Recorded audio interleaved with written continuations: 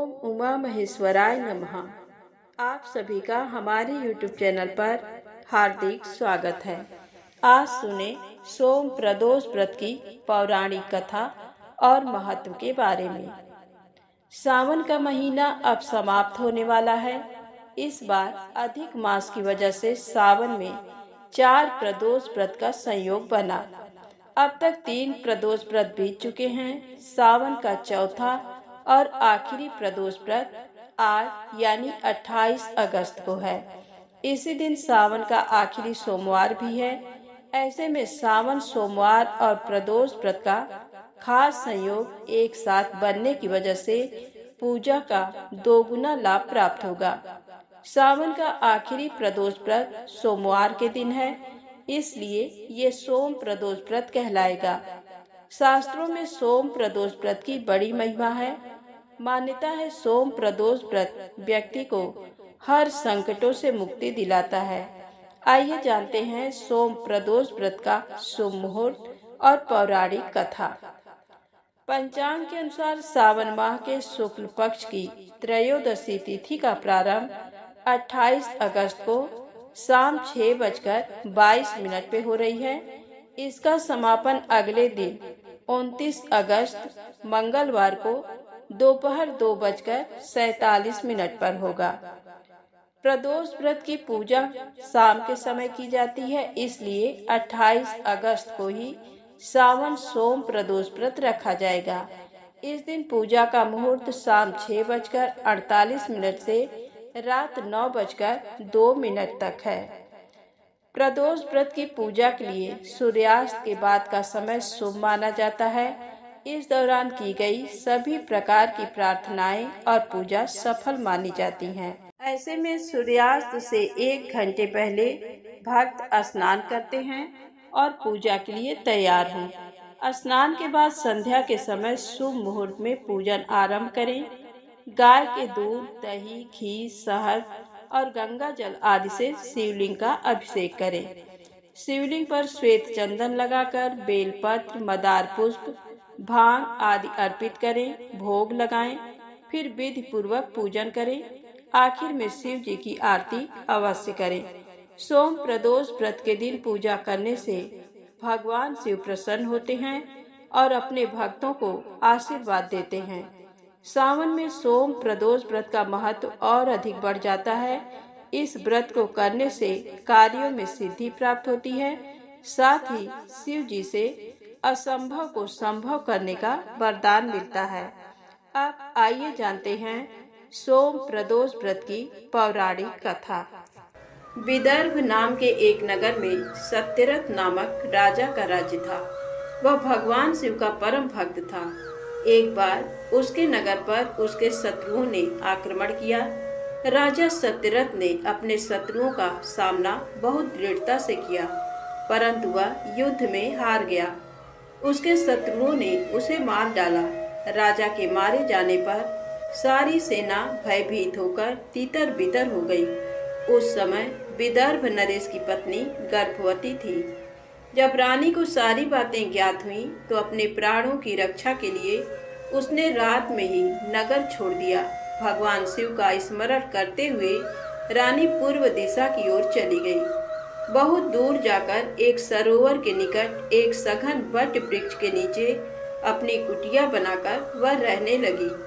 उसी स्थान पर रानी ने एक दिव्य बालक को जन्म दिया। एक दिन रानी अपने पुत्र को कुटिया में ही लिटाकर सरोवर से जल लेने गई तो वहां उसे एक घड़ियाल ने पकड़ लिया। उधर वह बालक अकेला पड़ा भूख प्यास से व्याकुल होकर जोर जोर से रोने लगा। उस बालक को रोता देखकर भक्त वत्सल दयालु भगवान शिव को उस पर दया आ गई। उन्होंने एक गरीब ब्राह्मणी को प्रेरित करके उस स्थान पर भेजा। वह विधवा ब्राह्मणी उस स्थान पर पहुंची जहां वह बालक रो रहा था। उसको देखकर ब्राह्मणी का दिल द्रवित हो उठा।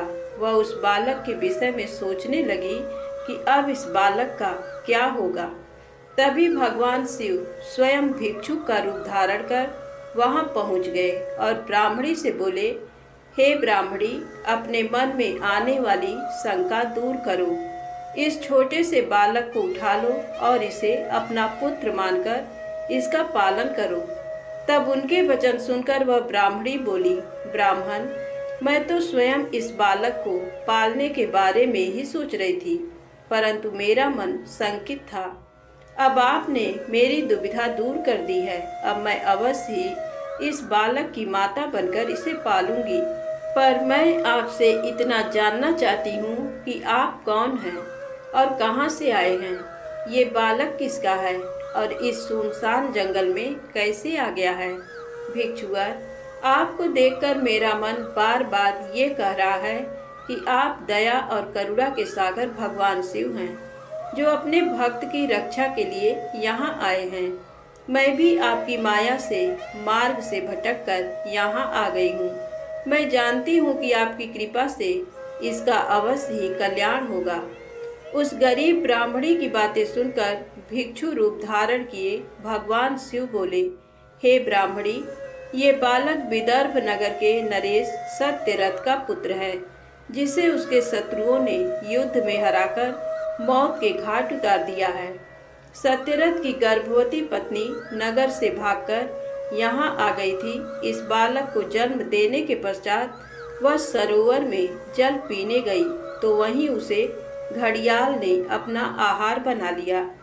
शिव जी के वचनों को सुनकर ब्राह्मणी फिर प्रश्न करती हुई बोली, भगवान, किस कारण से ये बालक अनाथ और बंधुहीन हो गया है? बालक के पिता सत्यरथ को शत्रुओं ने क्यों मार दिया और किस लिए शिशु की माता को घड़ियाल ने खा लिया? मेरा स्वयं का पुत्र भी गरीब और निर्धन है, भला इसको कैसे सुख प्राप्त होगा? ब्राह्मणी के इन प्रश्नों को सुनकर भक्त वत्सल भगवान शिव अपने उसी भिक्षुक रूप में बोले, हे देवी, राजा सत्यरथ अपने पूर्व जन्म में पांड्य देश के श्रेष्ठ राजा थे। वे सदैव शिव धर्म का पालन करते और भक्ति भाव से उनकी आराधना करते थे। एक दिन प्रदोष काल में जब राजा भगवान शिव का पूजन कर रहे थे, उसी समय नगर में कोलाहल मचा। राज्य में विद्रोह फैलने की आशंका से राजा ने पूजा बीच में ही छोड़ दी। सैनिकों ने जिसे राजद्रोही के रूप में राजा के सामने ला खड़ा किया, वह और कोई नहीं, उसी राज्य का एक सामंत था। उसे देखकर पांड्य राज क्रोध में अपना आपा खो बैठे और उस सामंत का सिर कटवा दिया। प्रदोष पूजन के नियम को समाप्त किए बिना राजा ने भोजन भी कर लिया। इसी तरह राजकुमार ने भी प्रदोष पूजन किए बिना भोजन कर और सो गया। वह पांड्य राज इस जन्म में विदर्भ राज हुआ। प्रदोष में शिव पूजन को बीच में छोड़ देने की वजह से उसका वध कर दिया गया और पूर्व जन्म का उसका पुत्र इस जन्म में भी उसका पुत्र बनकर जन्मा है। शिव पूजन के बिना खा पीकर सो जाने के कारण ही वह दरिद्रता में घिरा हुआ है। इसकी माता ने भी पूर्व जन्म में छल से अपनी सौतन को मार दिया था, इसलिए उसे भी घड़ियाल ने खा लिया है। तुम्हारा पुत्र पूर्व जन्म में ब्राह्मण था और महादानी था, परंतु इसने कोई यज्ञ कर्म नहीं किए, इसी कारण से इसे भी दरिद्रता का दंड मिला है। इन दोनों पुत्रों के दोषों को दूर करने के लिए तुम भगवान शिव की शरण में जाओ, वे ही तुम सबका कल्याण करेंगे। ब्राह्मणी को सब कुछ बताकर भगवान ने अपना सत्य रूप उन्हें दिखाया। साक्षात भगवान शिव के दर्शन कर ब्राह्मणी कृतार्थ हो गई और हाथ जोड़कर शिव जी की स्तुति करने लगी। तब आशीर्वाद देकर महादेव जी अंतर्धान हो गए। तत्पश्चात वह ब्राह्मणी उस बालक को अपने साथ ले गई। फिर वह अपने पुत्रों के साथ एक चक्र नामक गांव में रहने लगी और अपने दोनों पुत्रों का लालन पालन करने लगी। समय आने पर ब्राह्मणी ने उनका यज्ञोपवीत संस्कार किया। दोनों सांडिल्य मुनि के उपदेश सुनते और शिव जी की आराधना करते। समय बीतता गया, दोनों पुत्र बड़े हो गए। एक दिन ब्राह्मणी पुत्र को नदी में स्नान के लिए जाते समय सोने से भरा कलश मिला। उस सोने के कलश से उनकी गरीबी दूर हो गई। फिर भी वे नियम से शिव जी की आराधना करते। एक दिन वे वन में गए। वहां एक गंधर्व कन्या अपने पिता के साथ आई और वह राजकुमार पर मोहित हो गई। उसके पिता ने उसका विवाह राजकुमार से कर अपना राज्य उसे सौंप दिया। ब्राह्मणी वहां की राजमाता हुई और ब्राह्मण पुत्र उसका भाई। अब वे सब लोग प्रसन्नता पूर्वक राज सुख भोगने लगे। प्रेम से बोले, शंकर भगवान की जय हो। आइए सुने भगवान शिव के द्विजेश्वर अवतार की कथा। एक समय राजा भद्रायु बसंत ऋतु में अपनी पत्नी सीमंतनी के साथ वन विहार करने गए। तब भगवान शिव पार्वती उस दंपति की धर्म निष्ठा की परीक्षा लेने हेतु उस वन में पहुंचे। महान लीलाधारी भगवान शिव और पार्वती जी ने ब्राह्मण ब्राह्मणी का रूप धारण किया और अपनी माया से रचित सिंह से भयभीत होते हुए राजा भद्रायु की शरण में गए और उनसे अपनी प्राण रक्षा करने हेतु प्रार्थना करने लगे। उस ब्राह्मण दंपति की रक्षा हेतु राजा भद्रायु ने तुरंत धनुष बाण उठा लिया और बाणों से उसे घायल करना चाहा, परंतु उस सिंह पर कोई प्रभाव न पड़ा। उसने झपटकर ब्राह्मणी को पकड़ लिया। वह बहुत चीखी चिल्लाई, परंतु सिंह ब्राह्मणी को बलपूर्वक घसीटता हुआ भाग गया। अपनी पत्नी को सिंह द्वारा ले जाए जाने पर ब्राह्मण बहुत दुखी हुआ और रोने लगा और राजा भद्रायु से बोला, हे राजन, आपके बड़े बड़े आयुध कहाँ हैं? तुम्हारे पराक्रम का क्या फल है? क्या आप जंगली जानवरों के आघातों से भी दुखियों की रक्षा नहीं कर सकते? दीन दुखियों की रक्षा करना राजा का परम धर्म होता है। फिर आपने अपने क्षत्रिय धर्म का पालन क्यों नहीं किया? आपने अपने कुल का धर्म ही नष्ट कर दिया है। जो दुखी और शरणागतों की रक्षा नहीं कर सकता, उसे जीने का कोई अधिकार नहीं है। कृपण, अनाथ और दीन दुखी की रक्षा करने में असमर्थ मनुष्य को जहर खा लेना चाहिए या अग्नि में जल जाना चाहिए। उस ब्राह्मण द्वारा कही गई बातें सुनकर राजा भद्रायु को बहुत दुख हुआ। वह अपने दुर्भाग्य को याद करके शोक में डूब गया। उसने सोचा कि आज मेरा सारा पौरुष नष्ट हो गया।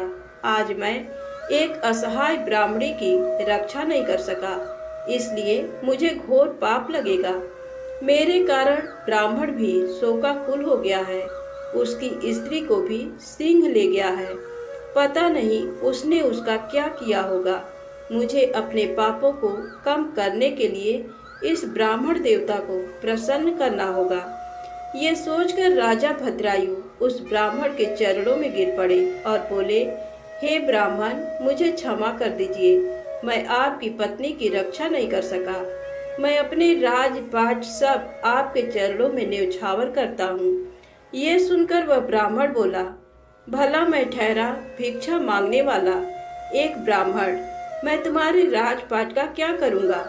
इसलिए यदि तुम वाकई मुझे कुछ देना चाहते हो तो अपनी पत्नी मुझे दान में दे दो। ब्राह्मण की बात सुनकर राजा भद्रायु ने कहा, ब्राह्मण, पराई स्त्री का उपभोग तो महापाप है, उसका प्रायश्चित भी नहीं हो सकता।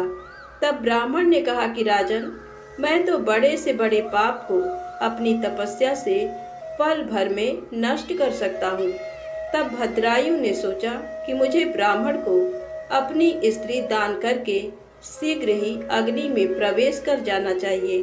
तत्पश्चात राजा भद्रायु ने अपनी पत्नी उस ब्राह्मण को सौंप दी। उसके बाद उन्होंने अग्नि प्रज्वलित की और स्नान कर देवताओं को प्रणाम करने के पश्चात उस अग्नि की 3 बार परिक्रमा की। फिर त्रिलोकीनाथ भगवान शिव का ध्यान करने लगे और उन्हीं का स्मरण करते हुए जैसे ही वे अग्नि में प्रवेश करने लगे, वैसे ही द्विजेश्वर रूपधारी भगवान शिव वहां प्रकट हो गए। भगवान शिव के 5 मुख, 3 नेत्र, पिनाक और चंद्र कलाधारी सुंदर स्वरूप, जो कि करोड़ों सूर्यों के समान प्रकाशित था, देखकर राजा भद्रायु आनंद मग्न हो उठे। उन्होंने दोनों हाथ जोड़कर शिव जी को प्रणाम किया और उनकी स्तुति करने लगे। राजा भद्रायु की स्तुति सुनकर भगवान शिव पार्वती बोले, हे भद्रायु, तुम्हारी शिव भक्ति से मैं बहुत प्रसन्न हूँ। तुमने सदा मेरा भक्ति भाव से पूजन किया है, अतः तुम अपनी पत्नी सहित मुझसे वर मांगो। आज मैं तुम्हारी मनोवांछित अभीष्ट वस्तु प्रदान करूंगा। मैंने ही तुम्हारी परीक्षा लेने हेतु ब्राह्मण का रूप धारण किया था। ब्राह्मणी के रूप में स्वयं देवी पार्वती थी और वह सिंह मायावी था। तुम अपनी परीक्षा में सफल हुए हो।